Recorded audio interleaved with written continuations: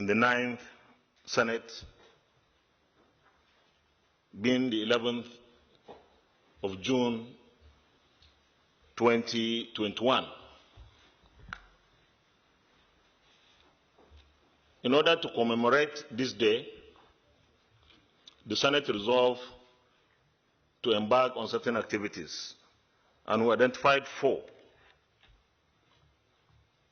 First was we had a special plenary session.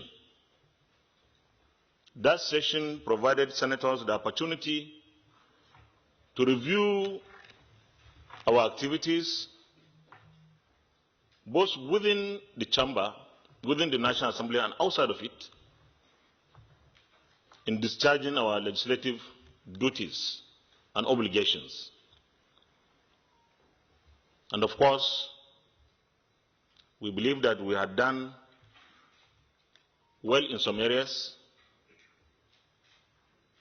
not too good in some areas, and need to do more to improve on our performance going forward in the next 2 years. The second activity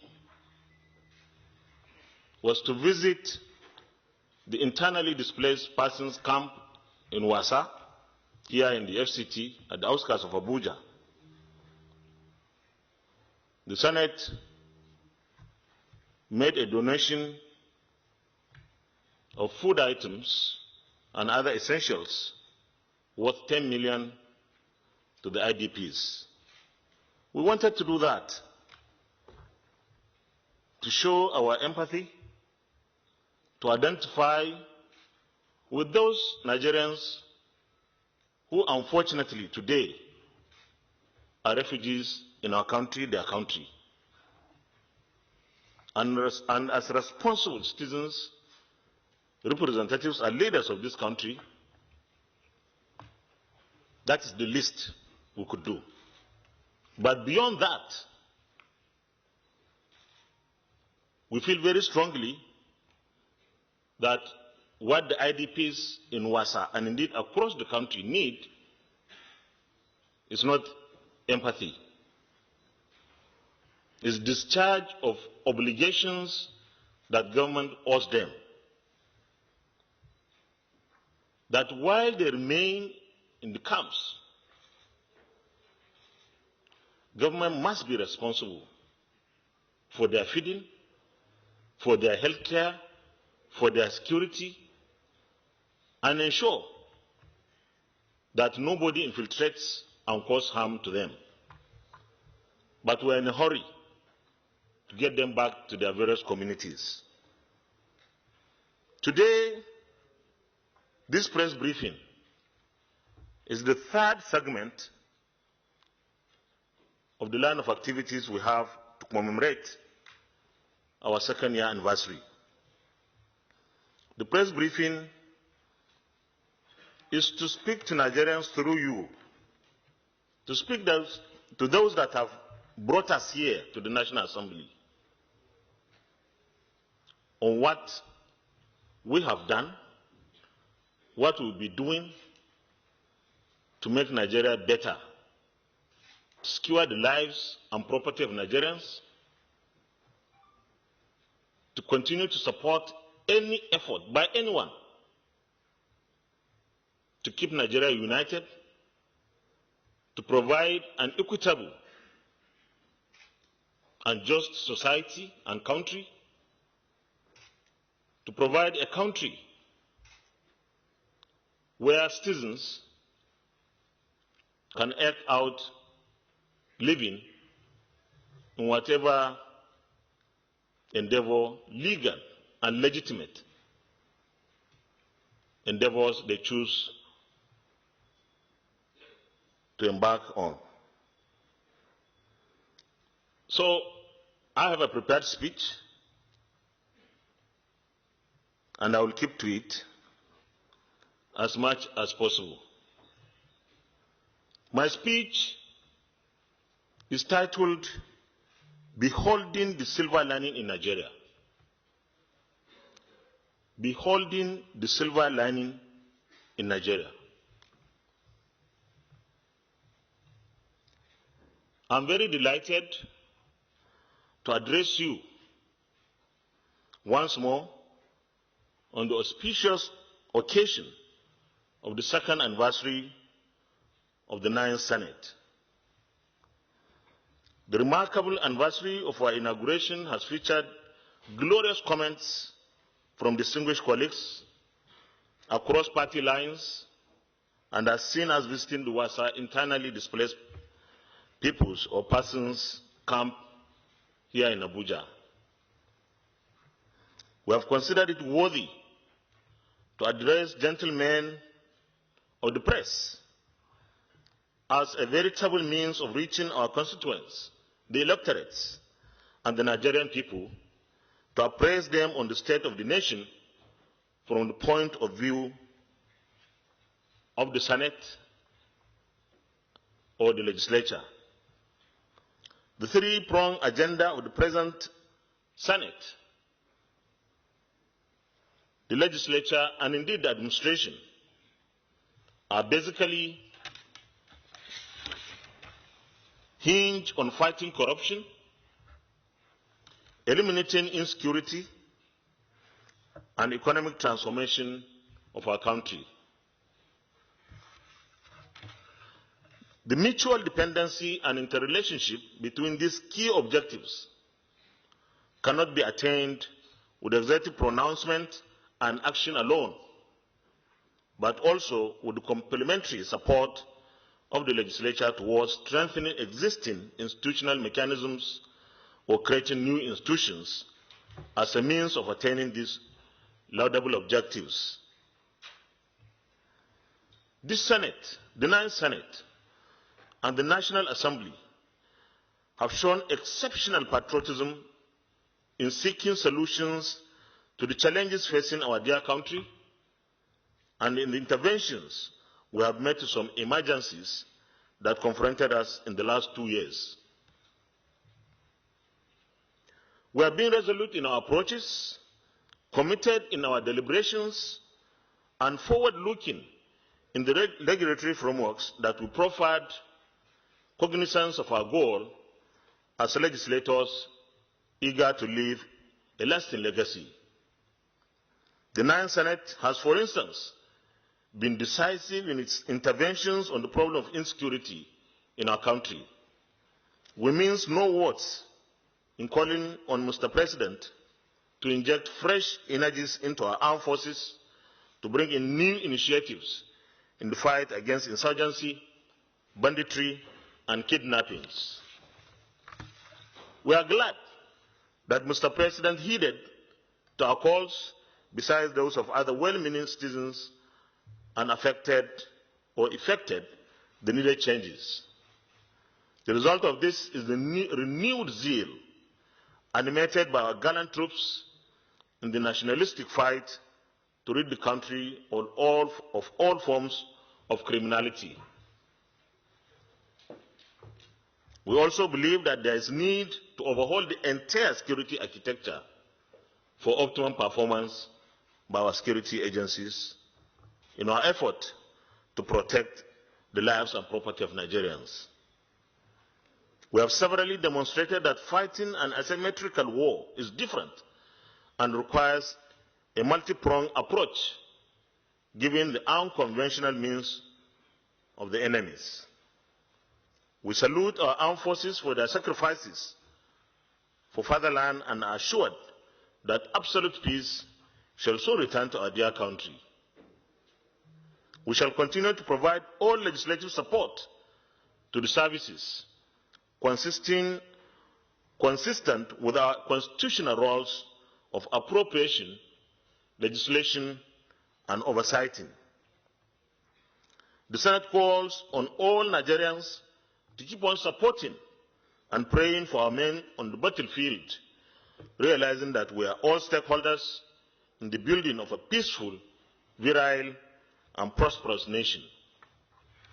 We should also support the services through the provision of valuable information to be processed into intelligence, considering the changing patterns of crimes, besides the tendency of offenders to alter tactics. We also believe that all options should be on the table in our effort to achieve meaningful security in our country. And what I mean here is to say that we should employ the carrot and the stick approach. Where we have to use force, we should do so. But where we think we can get maximum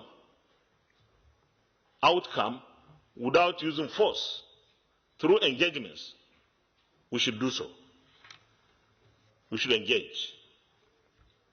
We have been dutiful in the appropriation of funds and in ensuring thorough oversight to ensure that the funds are judiciously and prudently applied.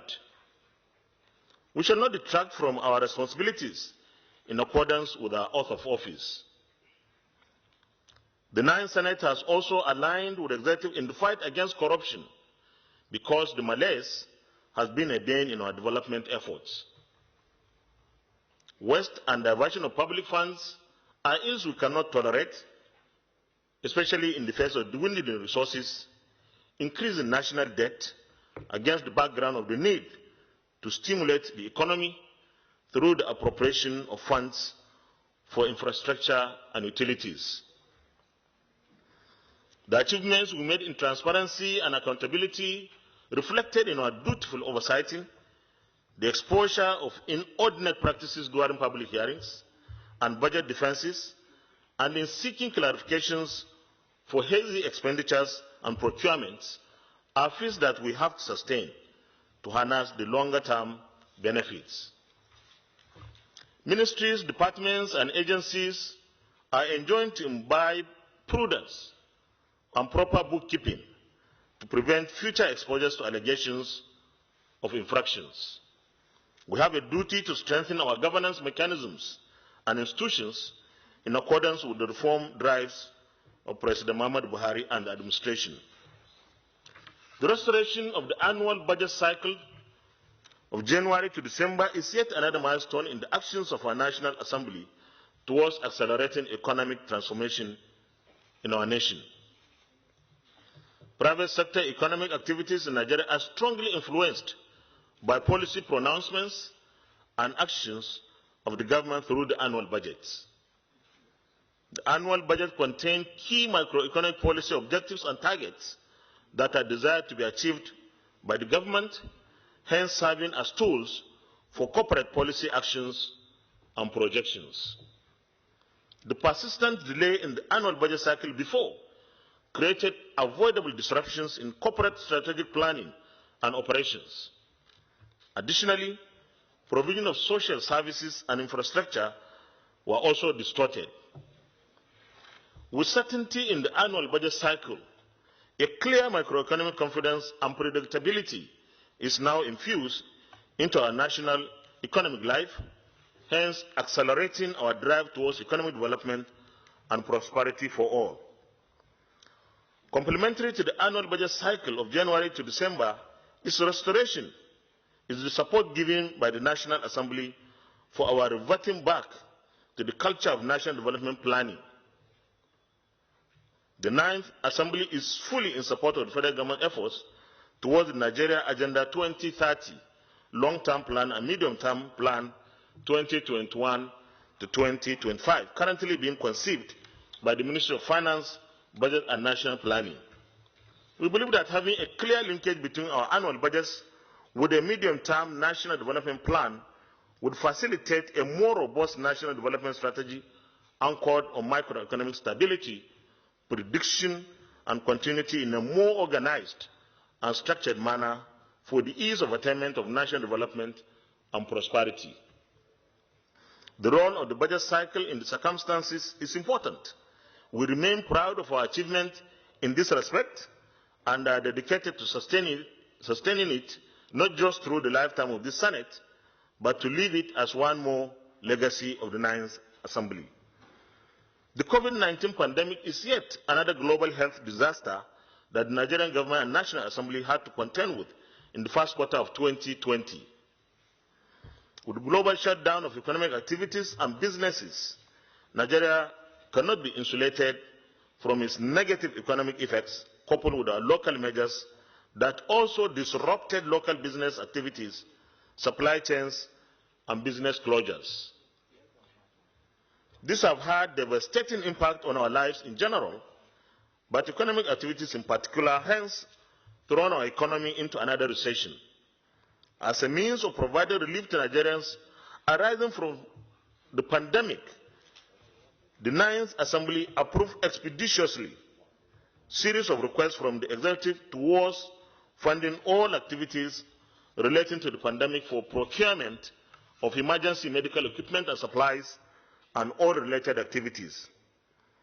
We have equally approved special requests from the executive for emergency funding and interventions to reflect the economy as a means of moving our country out of recession, restoring businesses and livelihood, improving supply chains, generating more employment and creating wealth and income for millions of Nigerians.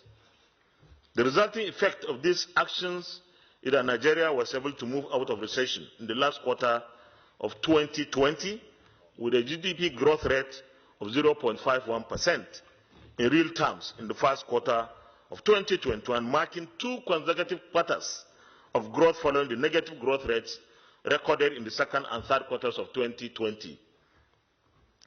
As employment generation is a key component of this administration, we have approved hundreds of billions to the executive for the social intervention programs that have sustained families and livelihoods to millions of Nigerians.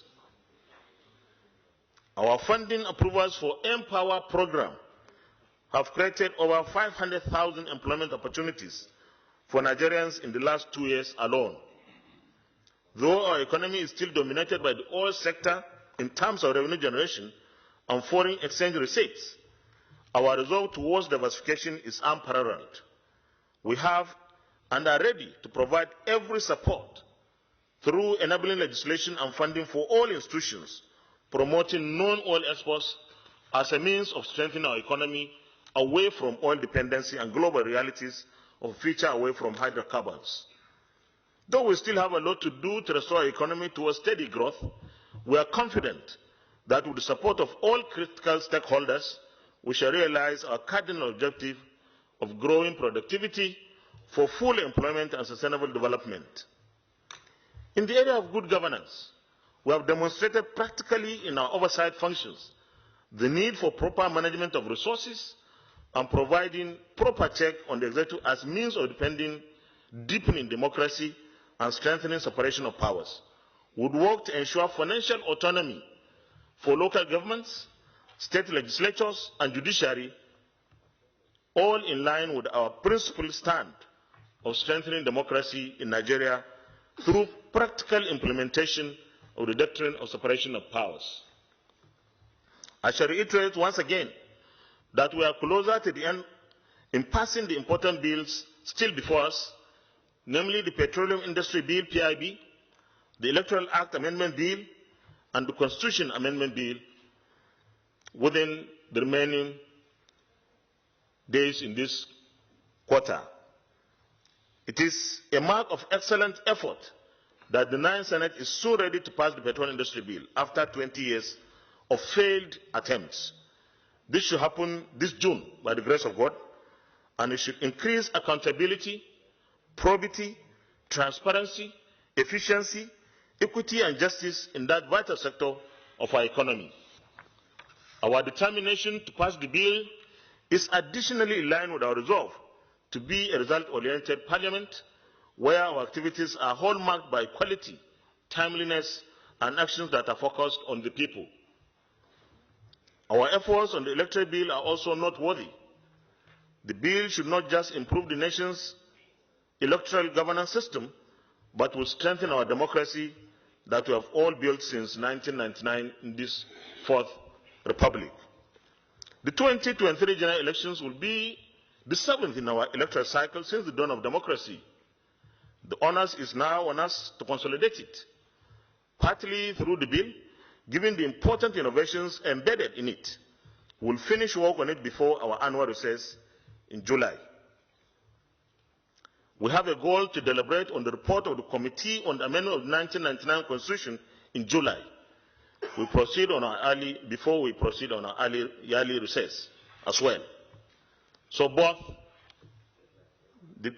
in fact, the PIB, the Electoral Act Amendment Bill, and the Constitution Amendment Bill will be attended to, considered, and passed between now and the mid of July, when we'll be going for our summer recess.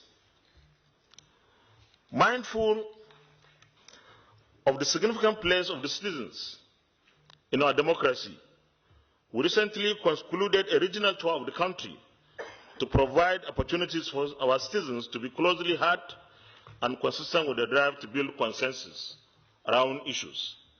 We have gone far in this process and should be over with it next month, that is in July. We call on all Nigerians to be patient with the progression as we strive towards compromise in reviewing the ground norm for the good governance of our dear nation. In exploring the path of dialogue and conversations, we should be rest assured that we shall soon achieve a meaningful end in this regard. For the records, I noted during the week that 742 bills were introduced in the 9th Senate in the last 2 years, out of which 58 have been passed, while 355 bills have sailed through first reading. 175 bills have also gone through the second reading and are before relevant committees for further legislative actions. The House of Representatives has referred 11 bills for concurrence and have all been passed by the Senate. These are outstanding records considering emergencies like the COVID-19 pandemic that we confronted with the shutdown of all activities in our country in some part of the year. Notable bills like the Deep Offshore and Inland Basin Production Sharing Contracts Act 2004, Amendment Bill 2009, the Finance Bill 2019, Nigeria Tax and Fiscal Law, SB 140, which amended 7 existing tax laws, and the Companies and Allied Matters Act, Cap C 2011 2004, Repeal and Enactment Bill 2019, SB 270, have also been earlier mentioned and were all passed. Executive legislature relationship in the 9th Assembly is always guided by national interests towards achieving social and economic transformation that would eventually usher in security and prosperity for the citizens of Nigeria. We assure fellow citizens that we shall remain focused in our remaining years on other items on our legislative agenda as they are geared towards reforming our system and improving the well-being of our people. We call for patience, tolerance, and understanding in the steady effort to improve our nation. Our differences should be our strength as a people, realizing that we are better staying together in peace and harmony, love and prosperity. On our part as legislators, we have worked collectively as a group. Despite our partisan differences, national development and prosperity can only be attained through collective effort and resolve. We urge our fellow citizens to join us in this resolve to raise a stronger nation. Together we can do it. As we mark our Democracy Day tomorrow, when it will be June 12th, I want to take this opportunity to congratulate all Nigerians. There is no better alternative to democracy today. We should continue to invest in building our nation along democratic principles. God bless you all. God bless the Federal Republic of Nigeria, and thank you for your patience.